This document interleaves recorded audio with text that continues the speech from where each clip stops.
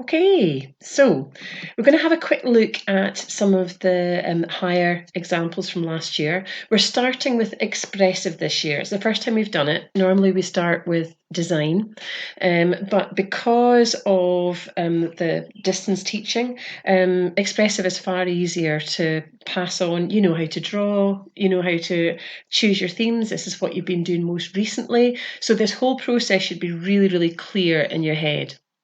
So I'm going to show you just a few of the folios from last year. Obviously, a lot of the folios this year are incomplete. We don't have them. Everybody's got them at home. So you may have seen some of these before, particularly if you went to the exhibition that was in the assembly room.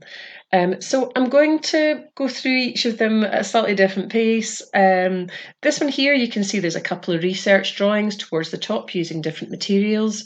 We've got an adigraph print underneath there, which you're all very aware of, using a couple of different kinds of materials.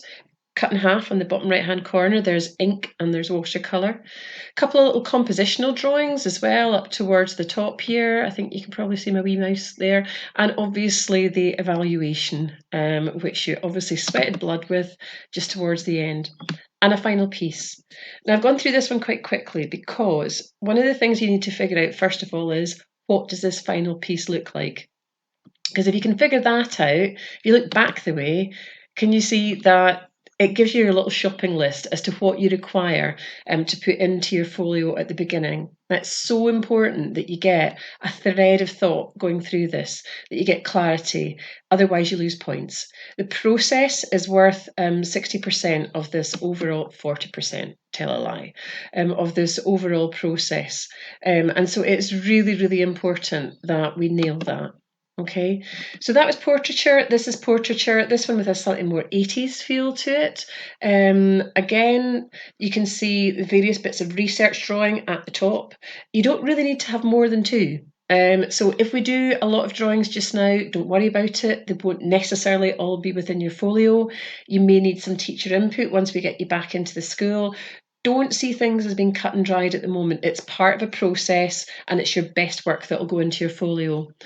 Underneath the evaluation, there's a couple of images which are an artist that worked in a similar kind of way, had a similar kind of atmosphere with their end pieces.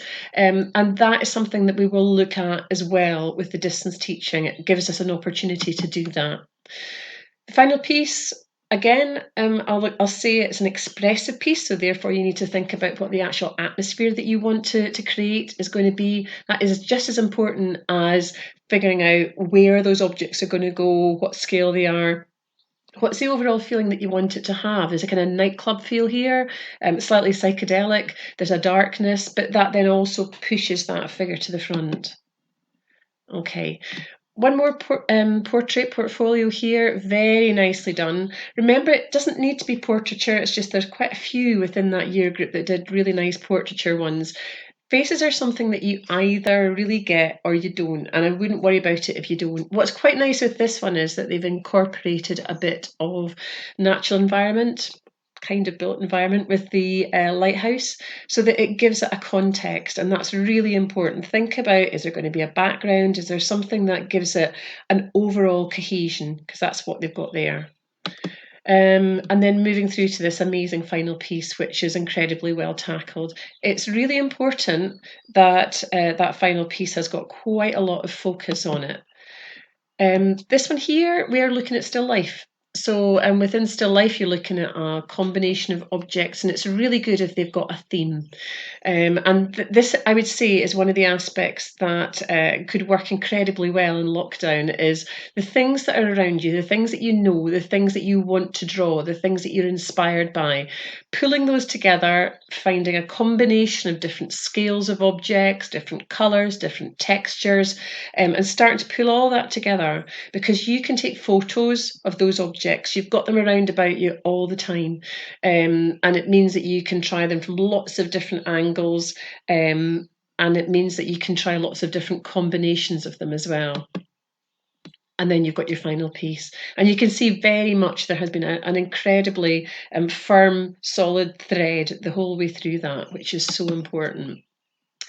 Natural environment. Now, if you are using, obviously these are from photos. We didn't have any tigers in the department at the time, nor did we have tree frogs. If you're gathering images, it's really important that you get good quality images.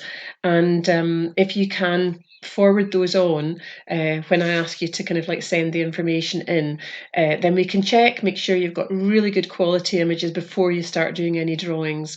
You will find it is incredibly difficult to do a decent drawing if you've got something that's really pixelated, that doesn't give you a lot of detail.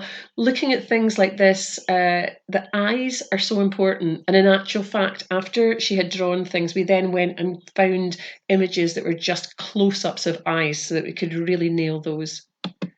Working through the different materials and ending up doing quite a solid piece in acrylic paint, which give the strength of colour.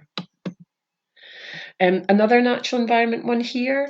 So this time it was actually somebody's garden. So this is a real opportunity. If you've got a decent garden, if you've got access to an outdoor space, maybe not your garden, maybe down onto the beach, maybe up one of the kind of hill walks, etc., that you can get some really good photographs. But again, making sure that there is that thread, all those visual things that you see, the flowers, the hydrangea, the butterfly, etc., those are all in every single picture that you're looking at within that portfolio, and a couple of little compositional ones, as well as these more finished prints and acrylic paint.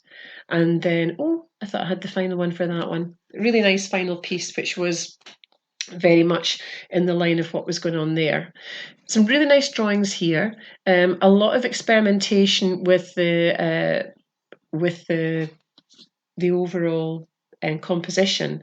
One of the things that I think is that it maybe has gone a little bit off the kind of like the line with the kind of like the composition, I think, with the eyes, etc.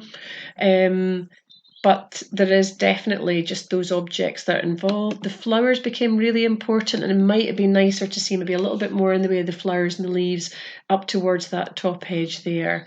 But again, some really nice portraiture happening there. Started off as ink and bleach and then adding other materials in. This one here, natural environment, just something that somebody had an interest in, and also managed to gather some really interesting photos. So I'm not expecting you guys to be heading off in a wee boat sometime soon to take pictures of puffins. If you did in the past, then fantastic. But again, just make sure that you get some really good quality images. I really like the use of the adigraph down towards the bottom there. I think that print has worked incredibly well. And then moving that through to the final piece, which was just ink, and then working back on top with acrylic. I tell a lie, it was oil pastel.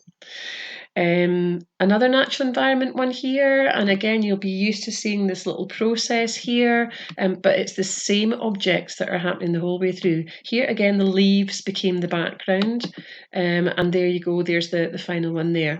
And thinking of different scales, thinking about different amounts of detail within this, you can see that the toucan towards the front is far more detailed than the frog that's in the middle ground, and then the one in the background, a lot less detail. One more still life, and an incredibly detailed one here. Some really, really nice little studies of sometimes just one object. You can see the sliced lemons up towards the top there. And then coming down, getting more complex, the striped fabric is underneath everything, which gives you that nice flow. So although sometimes there's different jars or fruit being added into it, there's a definite flow, and then coming through to this incredibly accomplished final piece. And I think that one got maximum marks, which wouldn't be any surprise to you, really. So your challenge is to figure out what you want your theme to be. Are you going to work in still life, where you can gather your objects together, you can take the photos of them? I wouldn't advise just looking for stuff online and figuring out how to shove it together. You can see that these have really been taken from photos of the objects that the person had in front of them. You can get realistic shadows, you can play around with the whether you're taking a picture from above, from the side, you can play around with lighting. There's so much that you can do if you use the actual objects. Still life is something that you can have a look at. Portraiture is something you can have a look at if you like drawing faces.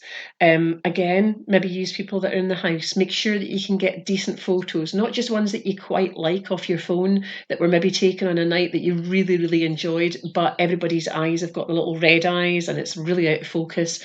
Make sure that the photos that you're using are really, really well in focus. Don't use somebody famous. They don't particularly like that. That's just something I'm throwing in there as markers. They far more appreciate if it's something that you have got experience of. And within the natural environment, there's a lot of different options there as well. You can be looking at the wildlife, you can be looking at the surroundings, etc. as well. So the rainforest ones obviously are quite strong, but also the kind of Scottish wildlife as well. So over to you, because my phone is ringing.